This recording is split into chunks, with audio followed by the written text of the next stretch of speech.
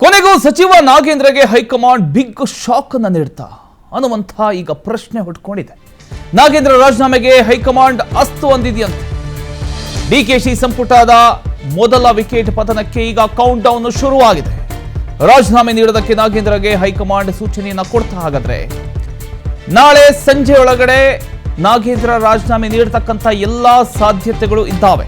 ಖಾಲಿ ಇರತಕ್ಕಂಥ 2 ಸಚಿವ ಸ್ಥಾನ ಭರ್ತಿಗೆ ಈಗ ಹೈಕಮಾಂಡ್ ಸೂಚನೆಯನ್ನ ಕೊಟ್ಟಿದೆ.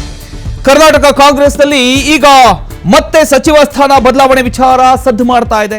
ಅದರಲ್ಲೂ ಸಚಿವ ನಾಗೇಂದ್ರ ಅವರ ರಾಜೀನಾಮೆ ಬಗ್ಗೆ ರಾಜಕೀಯ ವಲಯದಲ್ಲಿ ಭಾರೀ ಚರ್ಚೆ ಶುರುವಾಗಿದೆ. ಅಷ್ಟಕ್ಕೂ ಈಗ ಆಗಿರತಕ್ಕಂಥದ್ದೇನು, ಸಚಿವ ನಾಗೇಂದ್ರ ಅವರಿಗೆ ಹೈಕಮಾಂಡ್ ಇಂದ ಬಿಗ್ ಶಾಕ್ ಸಿಕ್ಕಿದೆಯಾ ಅನ್ನುವಂಥ ಒಂದು ಪ್ರಶ್ನೆ ಈಗ ಎದುರಾಗಿದೆ. ಮಾಹಿತಿ ಪ್ರಕಾರ ನಾಗೇಂದ್ರ ಅವರು ರಾಜೀನಾಮೆ ನೀಡಬೇಕು ಅಂತಕ್ಕಂಥ ಸೂಚನೆ ಹೈಕಮಾಂಡ್ ಇಂದ ಬಂದಿದೆ ಅಂತ ಹೇಳಲಾಗ್ತಾ ಇದೆ.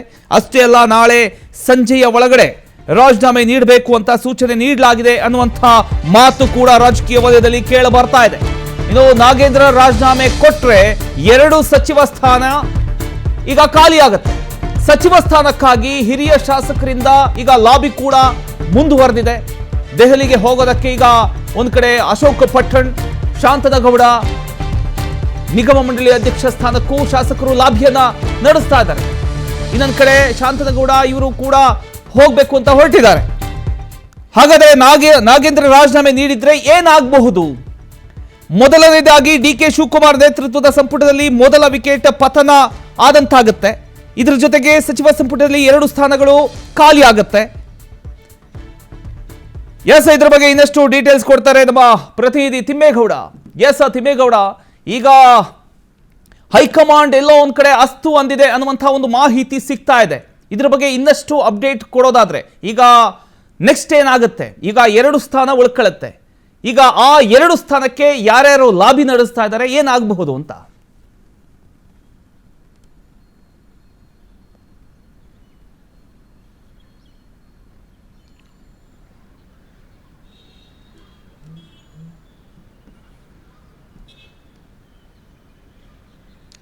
ನೆಕ್ಸ್ಟ್ ಏನಾಗುತ್ತೆ ಅಂದರೆ ಯಾವುದೇ ಕ್ಷಣದಲ್ಲಾದರೂ ಕೂಡ ಬಿ ನಾಗೇಂದ್ರ ಅವರು ರಾಜೀನಾಮೆಯನ್ನು ಸಲ್ಲಿಸುವಂಥ ಒಂದು ಸಾಧ್ಯತೆಗಳಿದ್ದಾವೆ. ಯಾಕಂತ ಹೇಳಿದ್ರೆ ಹೈಕಮಾಂಡ್ ನಾಯಕರ ಸಮ್ಮುಖದಲ್ಲಿ ಮುಖ್ಯಮಂತ್ರಿ ಡಿ.ಕೆ. ಶಿವಕುಮಾರ್ ಅವರು ಅನುಮತಿಯನ್ನು ಪಡ್ಕೊಂಡು ಬಂದಿರತಕ್ಕಂಥದ್ದು.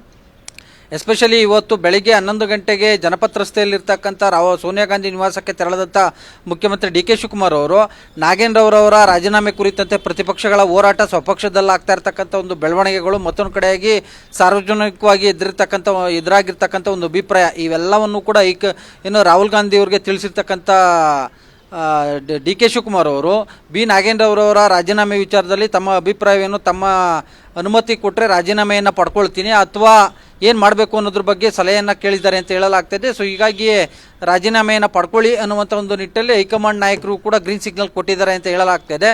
ಸೊ ಹೀಗಾಗಿ ರಾಹುಲ್ ಗಾಂಧಿಯವರ ಭೇಟಿ ಬಳಿಕ ಮಾತನಾಡಿರುವಂಥ ಡಿ.ಕೆ. ಶಿವಕುಮಾರ್ ಅವರು ಬಿ ನಾಗೇಂದ್ರ ಪಕ್ಷದ ಶಿಸ್ತಿನ ಸಿಪಾಯಿ, ಪಕ್ಷದ ಅಸೆಟ್, ಪಕ್ಷದ ಆಸ್ತಿ, ಪಕ್ಷಕ್ಕೋಸ್ಕರ ಯಾವುದೇ ತ್ಯಾಗಕ್ಕೂ ಕೂಡ ಅವ್ರು ಸಿದ್ಧ ಅನ್ನುವಂಥ ಒಂದು ಮಾತನ್ನು ಹೇಳಿರ್ತಕ್ಕಂಥದ್ದು. ಸಹಜವಾಗಿ ಬಿ ನಾಗೇಂದ್ರ ಅವರು ರಾಜೀನಾಮೆಗೆ ಸಿದ್ಧರಿದ್ದಾರೆ ಅನ್ನುವಂಥ ಒಂದು ಸುಳಿವನ್ನು ಕೊಟ್ಟಿರ್ತಕ್ಕಂಥದ್ದು. ಸೊ ಹೀಗಾಗಿ ಬಿ ನಾಗೇಂದ್ರ ಅವರು ಇವತ್ತು ರಾತ್ರಿ ಅಥವಾ ನಾಳೆ ಸಂಜೆ ಒಳಗಾಗಿ ಯಾವುದೇ ಕ್ಷಣದಲ್ಲಾದರೂ ಕೂಡ ಮುಖ್ಯಮಂತ್ರಿ ಡಿ.ಕೆ. ಶಿವಕುಮಾರ್ ಅವರಿಗೆ ರಾಜೀನಾಮೆಯನ್ನು ಸಲ್ಲಿಸುವಂಥ ಒಂದು ಸಾಧ್ಯತೆಗಳಿದ್ದಾವೆ ಅಂತ ಹೇಳಲಾಗ್ತಾ ಇದೆ.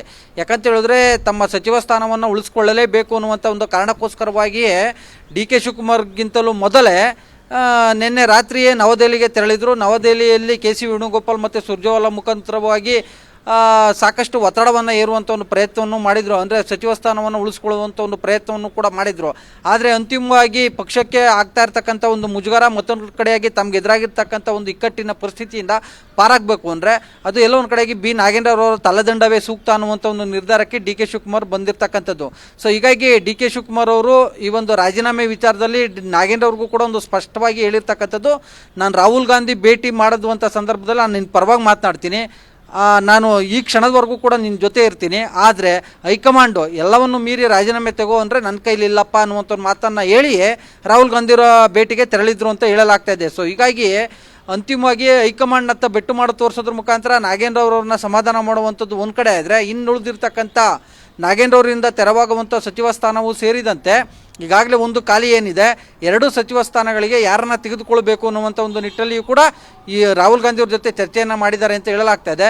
ಅದರಂತೆ ನಮ್ಮ PNS ವಿಸ್ತಾರ ನ್ಯೂಸ್ಗೆ ಲಭ್ಯ ಆಗಿರ್ತಕ್ಕಂಥ ಒಂದು ಮಾಹಿತಿ ಪ್ರಕಾರ ಮಹಿಳಾ ಪ್ರಾತಿನಿಧ್ಯಕ್ಕೆ ಆದ್ಯತೆ ಕೊಡಬೇಕು ಅನ್ನುವಂಥ ನಿಟ್ಟಲ್ಲಿಯೇ ಅನ್ನಪೂರ್ಣ ತುಕಾರಾಮ್ ಅವ್ರನ್ನ ಸಂಪುಟಕ್ಕೆ ತೆಗೆದುಕೊಂಡ್ರೆ ಒಂದು ವಾಲ್ಮೀಕಿ ಸಮುದಾಯಕ್ಕೂ ಆದ್ಯತೆಯನ್ನು ಕೊಟ್ಟಂತಾಗುತ್ತೆ. ಇತ್ತ ವಿರೋಧ ಪಕ್ಷಗಳ ಟೀಕೆಗೆ ಬಾಯಿ ಮುಚ್ಚಿಸುವಂತೆ ಮಹಿಳಾ ಪ್ರಾತಿನಿಧ್ಯವನ್ನು ಕೂಡ ಕೊಟ್ಟಿದ್ದೀವಿ ಎನ್ನುವಂಥ ಒಂದು ಸಂದೇಶವೂ ಕೂಡ ರವಾನೆ ಆಗುತ್ತೆ ಎನ್ನುವಂಥದ್ದು ಒಂದು ಕಡೆ. ಇನ್ನೊಂದು ಉಳಿದಿರ್ತಕ್ಕಂಥ ಒಂದು ಏನು ಖಾಲಿ ಉಳಿದಿರ್ತಕ್ಕಂಥ ಸಚಿವ ಸ್ಥಾನ ಏನಿದೆ ಅದನ್ನು ಬಸವರಾಜ ಶಿವಣ್ಣನವ್ರಿಗೆ ಕೊಡೋದ್ರ ಮುಖಾಂತರ ಉತ್ತರ ಕರ್ನಾಟಕ ಭಾಗದ ಕುರುಬರಿಗೆ ಆದ್ಯತೆಯನ್ನು ಕೊಟ್ಟು ಕುರುಬ ಸಮುದಾಯಕ್ಕೂ ಆದ್ಯತೆಯನ್ನು ಕೊಟ್ಟಿದ್ದೀವಿ, ಈ ಮೂಲಕವಾಗಿ ಸಿದ್ದರಾಮಯ್ಯನವ್ರನ್ನೂ ಕೂಡ ಸಮಾಧಾನ ಮಾಡಿದ್ದೀವಿ ಎನ್ನುವಂಥ ಒಂದು ಸಂದೇಶವನ್ನು ಕೂಡ DK ಶಿವಕುಮಾರ್ ರವಾನೆ ಮಾಡೋದಕ್ಕೆ ಮುಂದಾಗಿದ್ದಾರೆ ಅಂತ ಹೇಳಲಾಗ್ತದೆ. ಒಟ್ಟಾರೆ ಈ ಎಲ್ಲ ಕುತೂಹಲಗಳಿಗೂ ಕೂಡ ಈ ಎಲ್ಲ ವಿಚಾರಗಳಿಗೂ ಕೂಡ ತೆರೆ ಬೀಳಬೇಕು ಅಂದರೆ ನಾಳೆ ಸಂಜೆಯೊಳಗೂ ಕೂಡ ಕಾಯಲೇಬೇಕಾಗುತ್ತೆ.